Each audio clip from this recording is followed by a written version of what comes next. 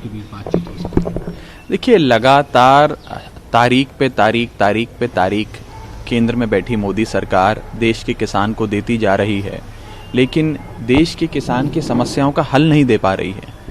ऐसा नहीं है कि इतनी बैठकों के बाद, इतने पत्राचार के बाद हमारी देश की सरकार और मोदी सरकार के इतने विद्वान मंत्री, इतने विद्वान उनके तमाम अफसरान किसानों की मांगों को नहीं समझ पाए हैं।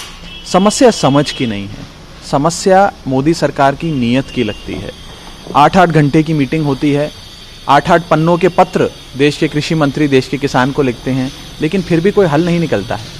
ये इसलिए है क्योंकि कहीं ना कहीं ऐसा लगता है कि मोदी सरकार की मंशा ही नहीं है देश के किसान की बात मानना और उसकी मांगों को स्वीकार करना। मैं तो एक चीज़ बहुत ही विनम्रता से पूछना चाहता हूँ कि ऐसा ये कैसा कानून है और ये कौन सा खुफिया फायदा इन 3 कानूनों से होने जा रहा है जो देश का एक भी किसान नहीं समझता, लेकिन पूरी भारतीय जनता पार्टी समझती है। न जाने ऐसा कौन सा खुफिया फायदा होने जा रहा है। देश का किसान कह रहा है कि भैया हमें ये कानून नहीं चाहिए, ये हमारे हित का नहीं है, ये हमारी रोजी रोटी बर्बाद कर देगा, देश की किसानी को खत्म कर देगा।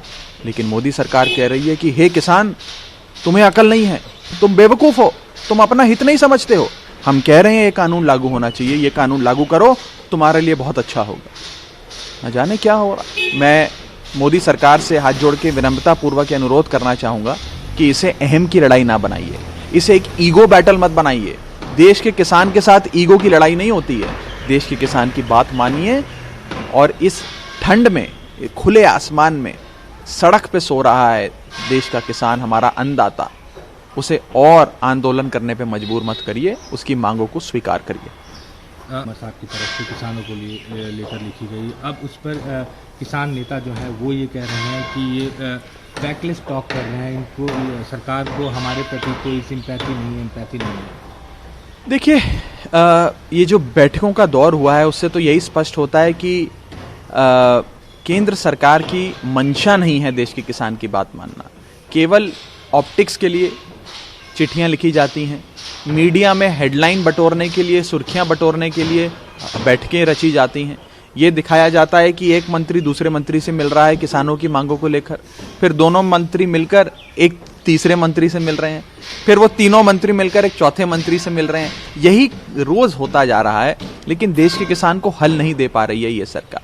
और मैं तो पूछना चाहता हूं कि माननीय प्रधानमंत्री जी तो जब गुजरात के मुख्यमंत्री थे, वो एक working committee on consumer affairs के अध्यक्ष थे, जिस कमेटी ने ये रिपोर्ट जारी करी थी कि एमएसपी, जिसे हम न्यूनतम समर्थन मूल्य कहते हैं, उसे कानूनी अधिकार मिलना चाहिए। उन्होंने ये कहा था, उन्होंने देश भर में प्रचार करके, जब वो गुजरात के मुख्यमंत्री थे, तो कहा था कि अगर मैं प्रधानमंत्री बनूंगा तो मैं स्वामीनाथन कमीशन की रिपोर्ट को लागू करूंगा, जो कहती है कि एमएसपी से 1.5 गुना हम फसल का दाम देश के किसान को देंगे, लागत से 1.5 गुना। लेकिन आज गुजरात के मुख्यमंत्री अपने सारे बयान भूल गए जैसे ही वो प्रधानमंत्री बने। ये सवाल खड़े होते हैं जो देश का किसान मोदी सरकार से पूछ रहा है।